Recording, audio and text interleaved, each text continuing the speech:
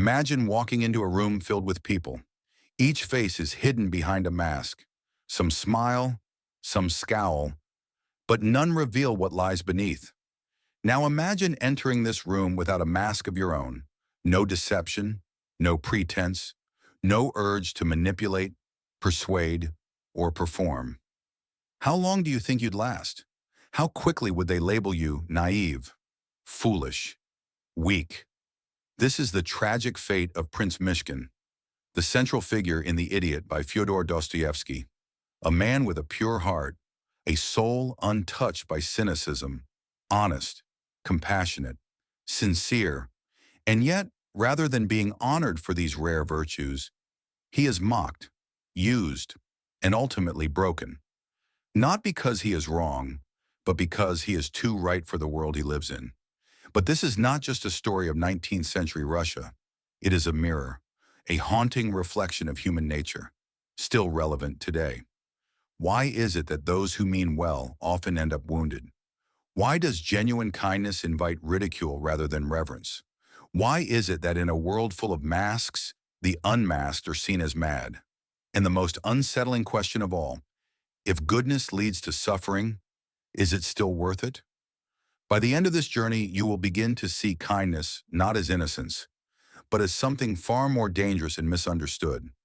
To understand why goodness is mistaken for foolishness, we must confront a difficult truth. What does society actually value? We claim to admire honesty, integrity, and compassion, but only when they don't threaten our advantage, only when they are convenient. History tells a harsher tale. Those who rise to power are seldom the purely good. They are the strategic, the calculating, those who can charm with a smile and deceive behind it. Niccolo Machiavelli, in The Prince, wrote that a ruler must be ready to act immorally when necessary, because the world does not reward virtue, it rewards victory. This is the tragedy of Myshkin. He neither understands nor accepts the game. He cannot lie. He will not manipulate.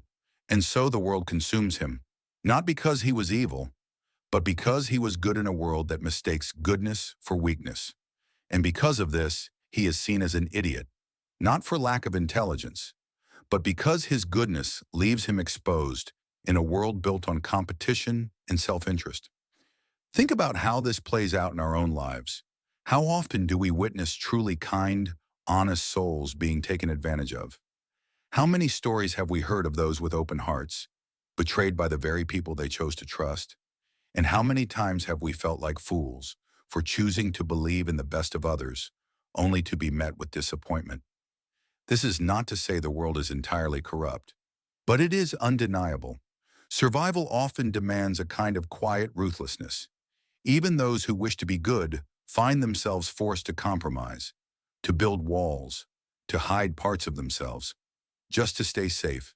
And yet, despite this harsh reality, we still long for people like Myshkin, beacons of unwavering goodness, not because they are powerful, but because they remind us of who we might have been before the world told us to be something else. But Dostoevsky doesn't offer us a simple martyr. Myshkin does not just suffer, he disrupts.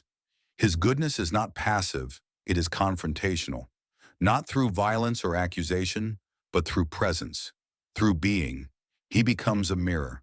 And in that reflection, people are forced to see themselves more clearly than they ever wanted to. He does not judge, yet his sincerity reveals their lies. He does not condemn, yet his compassion unmasks their cruelty. His purity becomes unbearable, not because it is wrong, but because it shows them what they are not. And so they push him away. They ridicule what they cannot understand. They reject what they cannot match. Which brings us to a deeper, more disturbing question. Is it Myshkin who is the fool?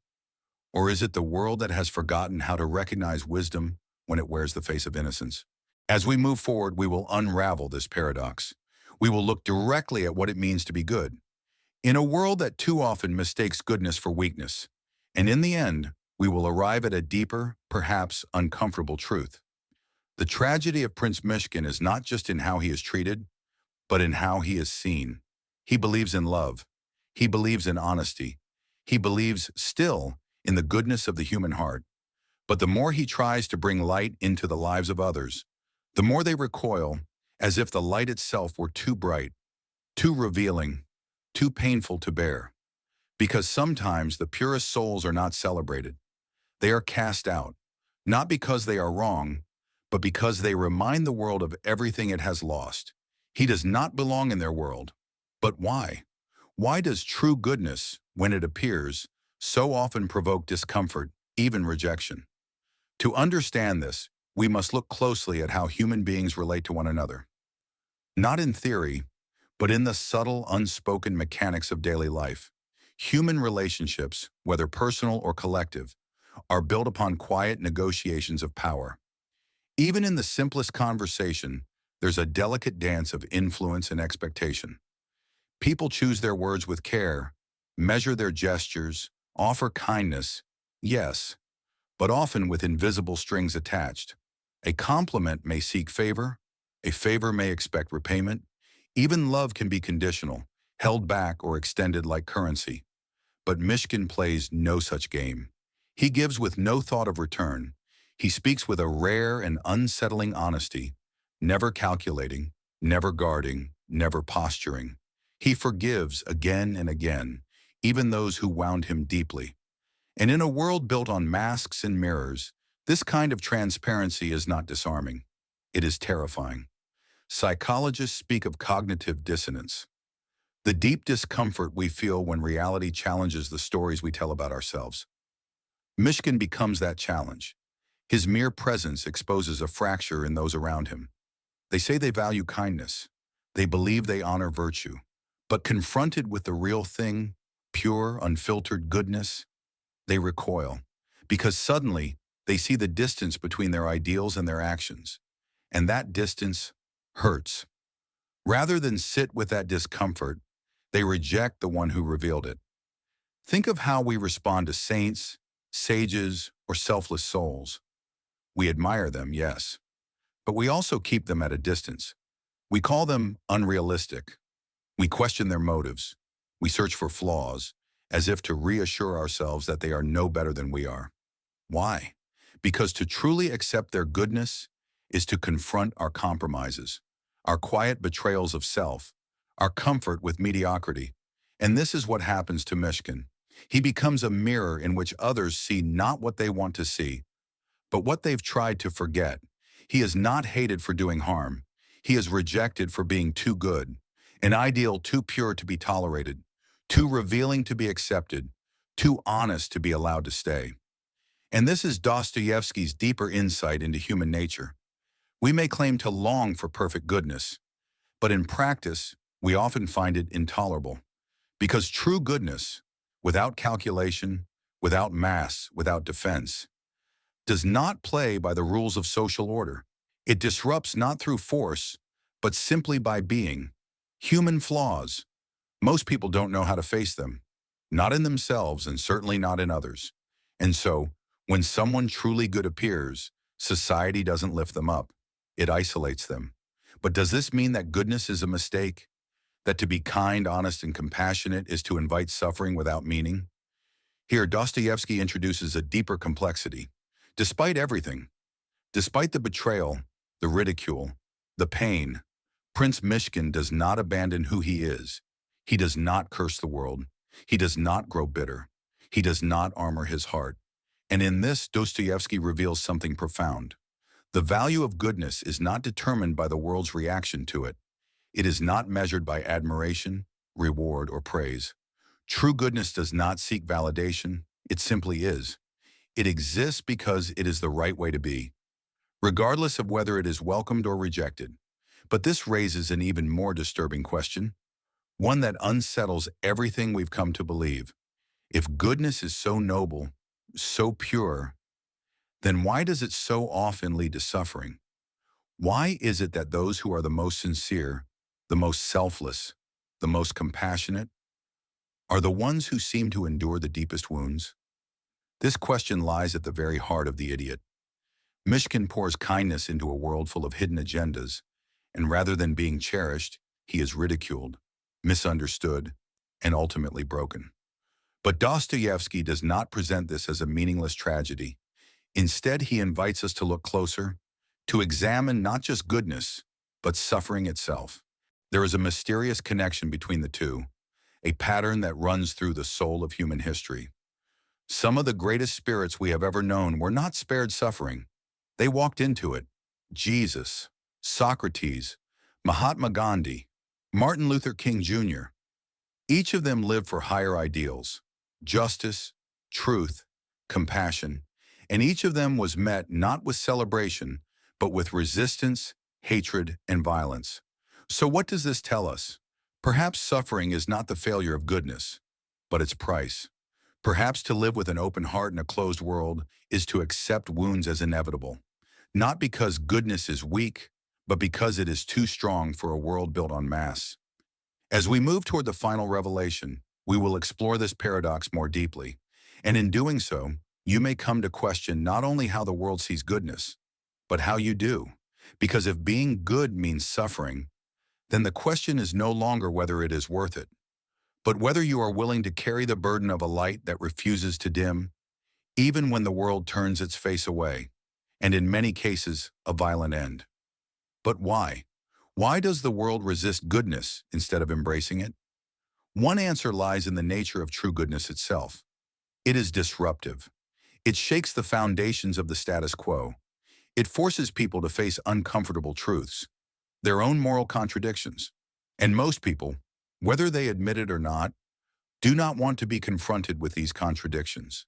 They want to carry on as they always have, avoiding the hard questions about their selfishness, their compromises, their readiness to put personal gain above integrity.